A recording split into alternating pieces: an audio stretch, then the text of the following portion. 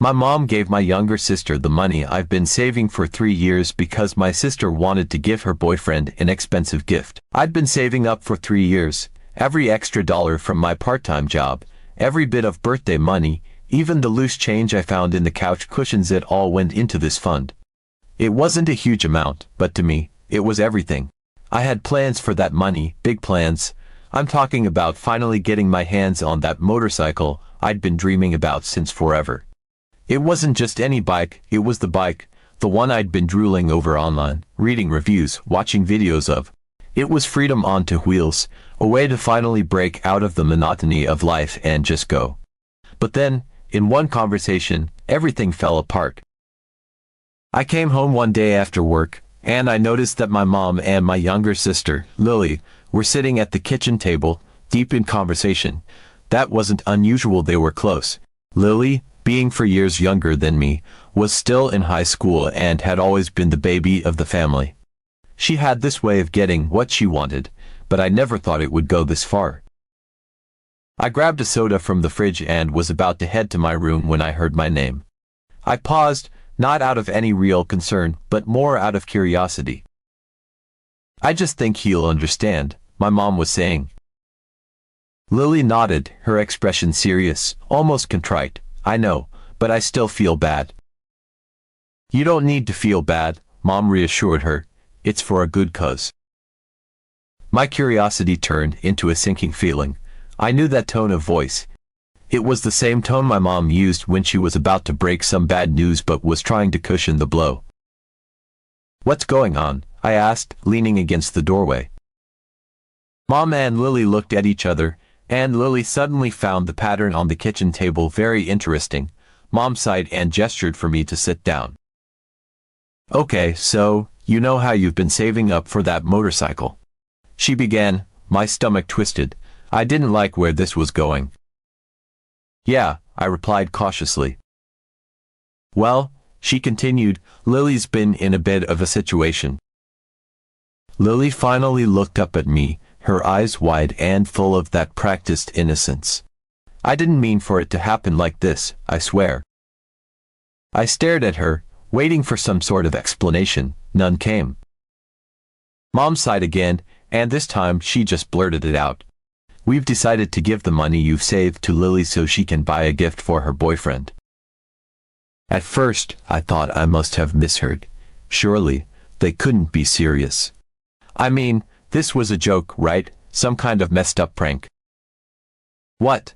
I finally managed to say. Lily bit her lip, looking genuinely remorseful. "I know it's a lot to ask, but Jake's birthday is coming up, and I really wanted to get him something special. He's been going through a rough time, and I thought maybe this would cheer him up."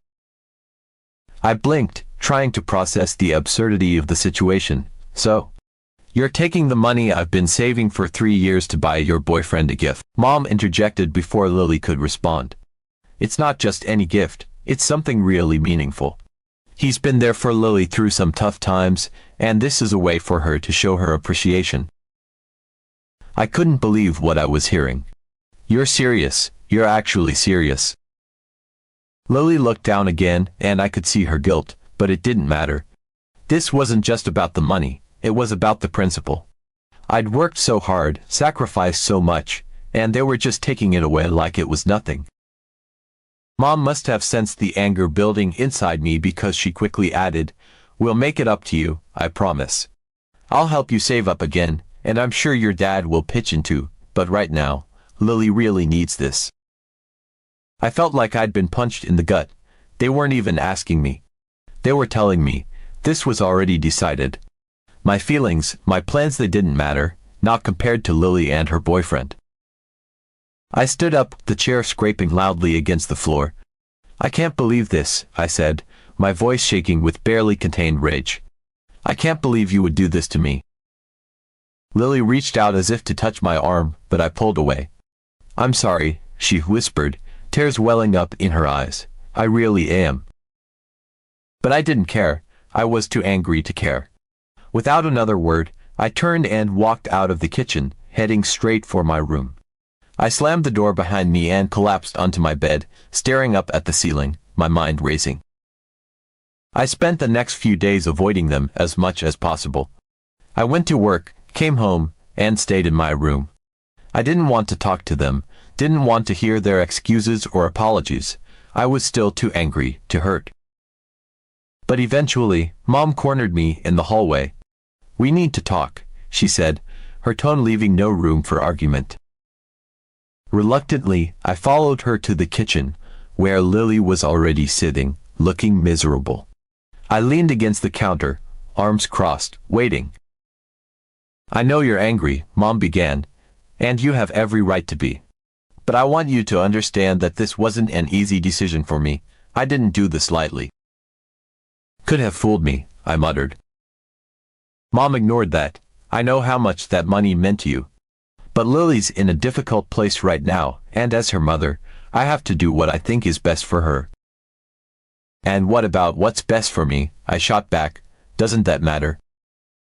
"Of course it matters," she said quickly. "But sometimes, as a family, we have to make sacrifices for each other. I'm not saying it's fair, and I'm not saying you don't have a right to be upset, but this is what I felt needed to be done."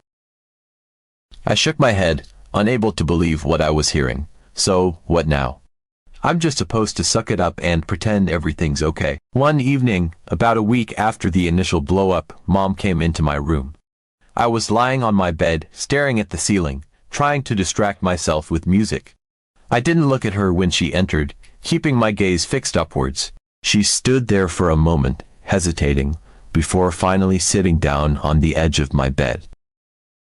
"Can we talk?" she asked gently, her voice carrying a note of hesitation. I pulled out one earbud, still not looking at her. "About what?" She sighed, and I could hear the weariness in that breath. "About what happened. About the money." I tensed, feeling the familiar surge of anger rising in my chest. I didn't want to talk about it, didn't want to relive the frustration and betrayal all over again. But I also knew she wouldn't leave until we did. "What about it?" I asked flatly, trying to keep my voice neutral. She took a deep breath, like she was bracing herself for something. "I know you're still upset, and I don't blame you. But there's something else I need to tell you." Now she had my attention. I turned my head to look at her, seeing the worry etched on her face. "What is it?" "The money I gave to Lily. It wasn't enough," she admitted, her voice barely above a whisper. My heart sank. "What do you mean it wasn't enough?" She hesitated again, her hands wringing together in her lap. "The gift Lily wants to buy for Jake, it's more expensive than we thought. The money you saved up, it covered most of it, but there's still a little bit more that she needs." I stared at her, disbelief washing over me. "Are you serious? You're telling me that not only did you take my money without asking, but now you want me to give more?" "I know it's a lot to ask," she said quickly, her voice pleading. "And I hate that I'm even asking you this. But Lily really wants to do this for Jake. She thinks it'll make a difference, that it'll really help him." I felt like I was in some kind of twisted nightmare. How could this be happening? How could she even think to ask me for more after everything they'd already taken? "No," I said firmly, shaking my head. "No way. I've already given up everything. I'm not giving any more." "Please, just listen to me," she pleaded, her eyes desperate. "I know you're angry, and I don't blame you. But this is important to Lily. She's been through a lot lately, and this is something she feels like she needs to do. If you just help a little more, we can put this behind us. I'll make sure she pays you back, every penny." Her words were like a knife twisting in my gut. I could feel my resolve weakening, not because I wanted to help, but because I was exhausted. Exhausted from fighting, from feeling angry and hurt all the time.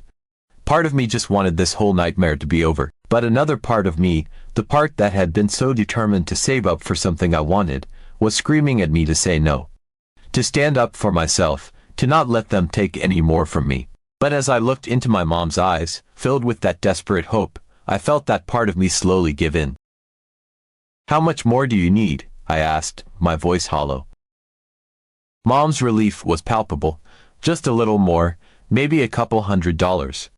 I know it's asking a lot, but I promise, we'll make it up to you." I closed my eyes, taking a deep breath. $200 wasn't a small amount for me, especially after everything they'd already taken.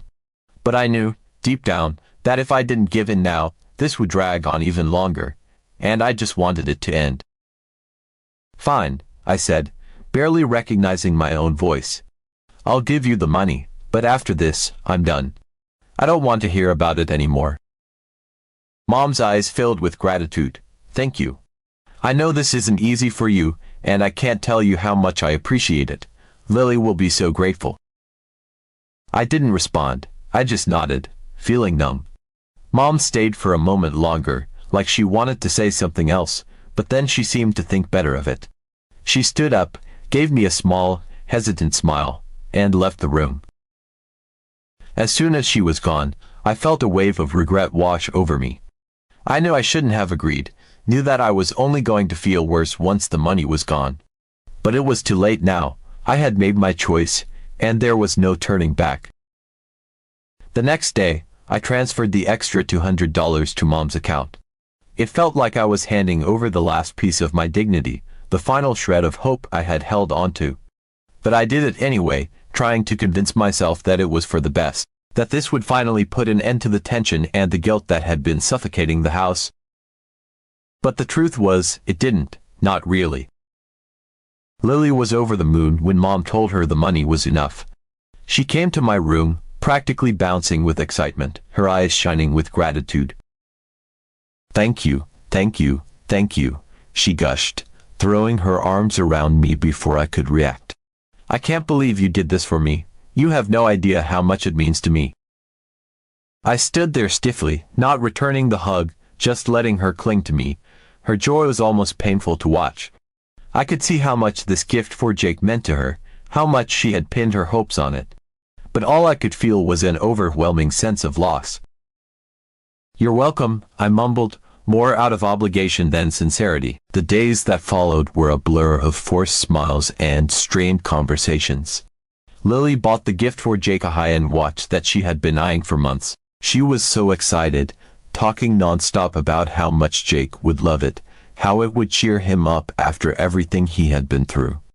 I tried to muster some enthusiasm, tried to be happy for her, but it was like trying to light a fire with wet matches. Nothing sparked.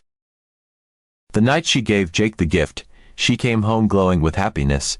She couldn't stop talking about how surprised he was, how touched he had been by the gesture. It was everything she had hoped for, and more. But as she recounted the evening in vivid detail, I felt like I was listening to a story about someone else's life, something that had nothing to do with me. And maybe that was the hardest part, realizing that, in a way, it really had nothing to do with me. My sacrifice, my hard-earned money, had been used for something I wasn't even a part of. Something that I couldn't share in, couldn't enjoy.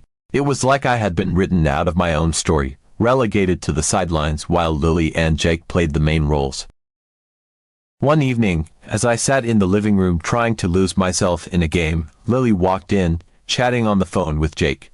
I could hear the excitement in her voice, the way she gushed about their plans for the weekend. It was all I could do to keep my eyes on the screen, pretending I wasn't listening. But when she hung up, she turned to me with that same bright smile she'd worn ever since she gave him the watch. "Jake wants to take me out to dinner this weekend," she said, her voice full of excitement. "He's been so sweet ever since I gave him the watch.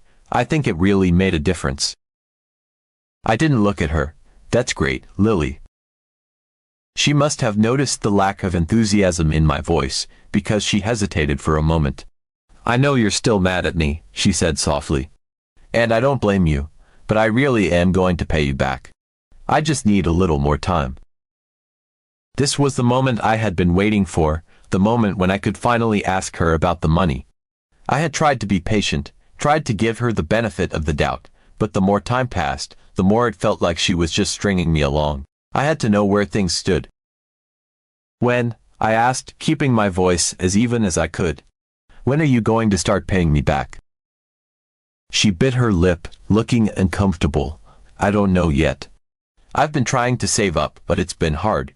Jake and I have a lot of expenses, and I haven't been able to put much aside." My frustration boiled over. "Lily, I gave up everything for you. I gave you all my savings, and now you're telling me you can't even start paying me back. She looked at me with those wide, innocent eyes, the ones that used to melt my heart when we were kids, but now, they just made me angrier. I'm sorry, she whispered. I really am. But I didn't think it would be this hard. I stood up, unable to sit still any longer. You didn't think it would be this hard. What did you think, Lily? That I would just hand over my money and not expect anything in return? That I would just be fine with losing everything? Tears welled up in her eyes, and for a moment, I felt a pang of guilt. But it was quickly drowned out by the anger that had been building inside me for weeks. I'm trying, she said, her voice trembling. I really am. But Jake needs me right now, and I can't just abandon him. Jake needs you, I repeated, incredulous. What about me, Lily? Don't I need my money back? Don't I deserve to get something for all the work I put in? She didn't have an answer. She just stood there, looking like a child who had been caught doing something wrong. And in that moment, I realized that she didn't have a plan. She hadn't thought any of this through. She had taken my money, spent it on Jake, and now she had no idea how she was going to pay me back. I headed straight to my room, not wanting to talk to anyone, not wanting to see anyone. But just as I was about to close my door, I heard Mom's voice behind me. Can we talk? I didn't want to talk. I was tired, frustrated, and emotionally drained. But I knew that if I didn't hear her out now, I'd only be postponing the inevitable. Fine, I said, leaning against the doorframe, crossing my arms. I know you're upset, she started, her voice low and cautious. Yeah, you could say that, I replied bitterly. I'm just a little upset that all my money is gone and there's no plan to get it back. She sighed deeply, the sound heavy with guilt. I understand why you're frustrated, but you have to remember that Lily is your sister. She didn't do this to hurt you. She did it because she thought it was the right thing to do. She thought spending all my savings on her boyfriend was the right thing to do. I shot back, unable to keep the sarcasm out of my voice. She loves him, Mom said simply, as if that explained everything. She wanted to do something special for him. She thought it would help him through a tough time. And what about me? I asked, my voice rising. What about the fact that I worked for 3 years to save that money? Doesn't that matter? Of course it matters, she replied, trying to keep her tone calm. But Lily's young, and she doesn't have the resources you do. She needed help, and she came to us. We did what we thought was best. I couldn't believe what I was hearing. You thought the best thing to do was take my money without asking. And now you're telling me that I shouldn't expect anything back. She looked away, as if she couldn't bear to meet my eyes. I'm not saying that. But you have to understand that Lily's in a difficult position.